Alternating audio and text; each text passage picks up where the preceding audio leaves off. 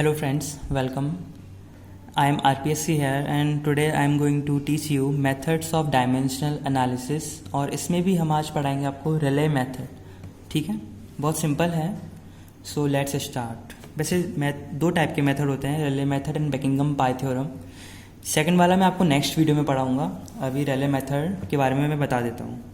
और इसकी खास बात ये होती है कि ये 3 से 4 वेरिएबल तक बहुत इजीली आपको फॉर्मूला दे देगा.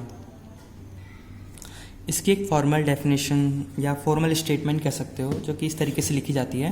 अभी आप इसको पढ़ लीजिए, फिर एग्जाम्पल के थ्रू मैं आपको समझाऊंगा कि किस तरीके से रिले मेथड अप्लाई करना है और किस तरीके से क्वेश्चन सॉल्व करना है. बहुत ईजी है, चलिए शुरू करते हैं. रिले मेथड में जैसे कोई एक वेरिएबल होता है, जैसे कि मान लो इसको x है, वो डिपेंडेंट होता है 2-3 या 4 वेरिएबल्स पे, जैसे कि x1 x2 एंड x3. उसको हम मैथमेटिकली ऐसे लिखेंगे, x is equal to F of function of x1 x2 x3. मैं आपको बताऊंगा एग्जांपल के थ्रू, टेंशन मत लीजिए. जो x होगा उसको डिपेंडेंट वेरिएबल कहेंगे एंड उसको फिर हम इस तरीके से लिखेंगे, x इज इक्वल टू के ऑफ x1 की पावर a, x2 की पावर b एंड x3 की पावर c, जहाँ k कांस्टेंट होगा and a, b and c are arbitrary powers. Okay, let me start with an example. ठीक है, इसका ये एग्जाम्पल है जिसमें the time period t of a pendulum depends upon the length l of the pendulum and acceleration due to gravity g. Derive an expression for the time period. Okay, तो हम given है कि time period is a function of l and g. इसको हम इस तरीके से लिख लेंगे, t is equal to constant l की पावर a डॉट g की पावर b. अब हम क्या करेंगे, substituting the dimensions on both sides. Okay, substitute dimensions on both sides. ठीक है, t का होता है time period, time is equal to k times length का l की पावर a डॉट g का l t माइनस 2 की पावर b. लिख दिया. अब हम पावर्स को इक्वेट करेंगे. सिंपल है इक्वेटिंग, मतलब रिले मेथड बहुत सिंपल है. इक्वेटिंग पावर्स, जैसे इधर 2 ही डायमेंशन है, एक t और एक l है, तो पहले l का इक्वेट कर देते हैं. l का LHS साइड 0 है एंड इस साइड a है और इधर है b, a plus b and ये हो गया इक्वेशन सेकेंड. और पावर ऑफ t इक्वेट करेंगे हम, तो t का यहाँ 1 है इज इक्वल टू, इधर तो है नहीं और इधर है t का -2b is equal to -2b. 1 is equal to -2b. अब इन दोनों को सॉल्व करेंगे हम, इसको इक्वेशन थर्ड मान लेते हैं. इन दोनों को सॉल्व करेंगे, इन दो इक्वेशंस को सॉल्व करेंगे तो हमें a और b की वैल्यू प्राप्त हो जाएगी. और इन दोनों को सॉल्व करने पर a आएगा 1/2 and b is equal to -1/2. Okay, अब हम इन वैल्यूज़ को इक्वेशन नंबर 1 इसमें डाल देंगे, तो हमारी जो time period t is equal to K l की पावर 1/2 डॉट g की पावर -1/2 और t इज इक्वल टू के √l/g. ये हमारा आंसर होगा. एंड एक्सपेरिमेंटली हम k की वैल्यू डिटरमाइन कर सकते हैं, जो कि 2π आएगी, जो कि टाइम पीरियड का फॉर्मूला भी होता है. वैसे हमें आंसर मतलब सॉल्यूशन यहीं तक करना है and this is the answer. Now let me take an another example. ये एक मॉडरेट एग्जांपल है और काफ़ी बार यूनिवर्सिटी में पूछा जाता है इस तरह का एग्जांपल, तो आप लोग इसको अच्छी तरीके से समझिए ईजिली और ध्यान दीजिए, है ना. इस क्वेश्चन में पूछा गया है, the efficiency eta of A fan depends on the density rho, the dynamic viscosity mu of the fluid and the angular velocity is omega, diameter d of the rotor and the discharge q. Express eta in terms of dimensionless parameters. ठीक है, तो मतलब question इस type का आएगा relay method में कि उसमें बता दिया जाएगा कि कोई एक डिपेंडेंट वेरिएबल है और वो किन किन पे डिपेंड कर रहा है. तो हम सॉल्व करेंगे, जैसे कि गिवन मतलब पहली मैं स्टेप लिखेंगे given the efficiency eta depends on, लिख देंगे कि किस किस पे डिपेंड करता है, और एक मैथमेटिकल इक्वेशन फॉर्म कर लेंगे eta is equal to constant, और उस पर पावर्स लगा देंगे सभी पे, है ना, where K is equal to constant. Now हमारा नेक्स्ट मेथड होगा कि हमें उसमें डायमेंशंस इनपुट करना है, ठीक है। तो जैसे ईटा की है dimensions m0, l0 and t0। ईटा का डायमेंशन है m0, l0, t0। इसी प्रकार रो का डायमेंशन है m, l -3। म्यू का है m, l -1, t -1। ओमेगा का है t इनवर्स।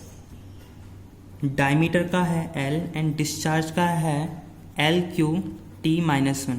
ये सब आपको याद रहेगा तो बहुत अच्छा रहेगा। इसके ऊपर मैंने वीडियो बनाई है, फर्स्ट वीडियो जिसे कह सकते हैं, वो आप ज़रूर देखें, आपको बहुत मदद मिलेगी, ठीक है।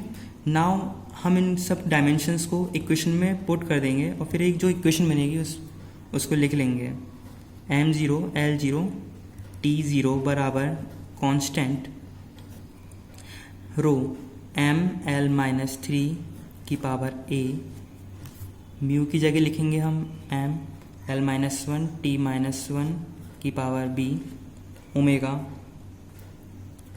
t इनवर्स की पावर c और l की power d and q, l³ t -1 की पावर e। इस तरीके से आपको लिखते जाना है। नाउ इक्वेटिंग मतलब इक्वेशन लिखी हो गई। Now equating powers of m,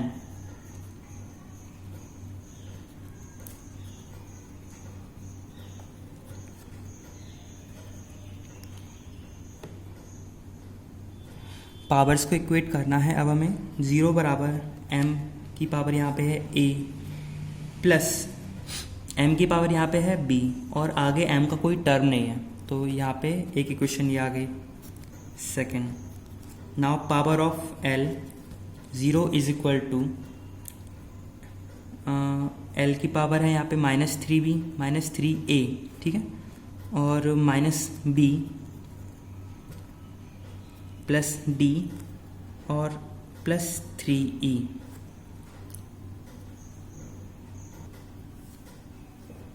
and power of t, इसको इक्वेट करेंगे तो 0 बराबर -b, -c, -e।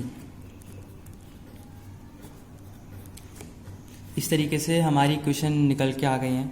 अब दिक्कत ये है कि यहाँ पे 3 ही इक्वेशन है एंड 5 वेरिएबल है, तो अब क्या करें।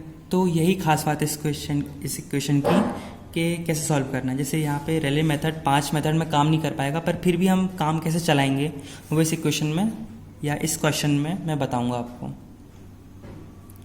ओके, मैंने यहाँ पे इसको लिख दिया है कि यहाँ 5 अननोन्स हैं बट इक्वेशंस आर 3 हैं। तो इस प्रॉब्लम में हम कोई भी 3 अननोन को बाकी 2 में कन्वर्ट कर देंगे, ठीक है।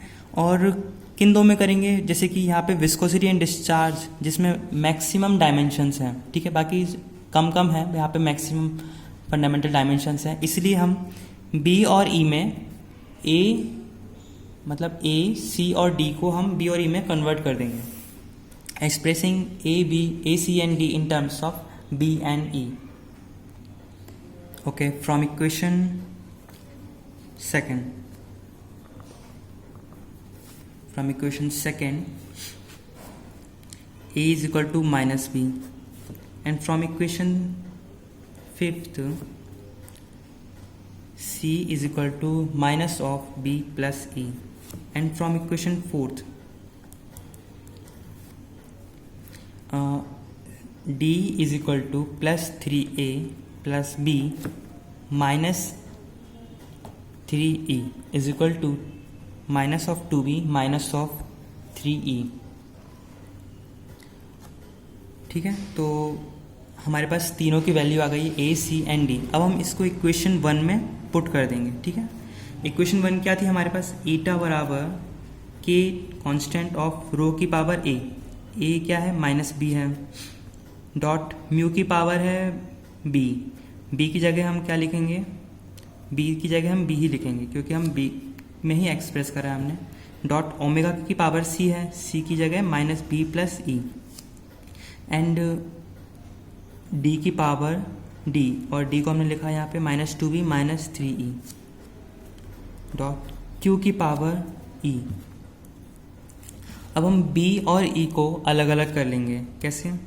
कांस्टेंट ऑफ 1/ρ की पावर b डॉट म्यू की पावर b, और इसमें से ओमेगा की पावर -b बाहर ले लेंगे, 1/ओमेगा की पावर b, डॉट इसमें है d की पावर 2b, 1/d की पावर -2b, डॉट अब e वाले कौन से बच्चे हैं? ये 1/ओमेगा की पावर -e डॉट q की पावर e।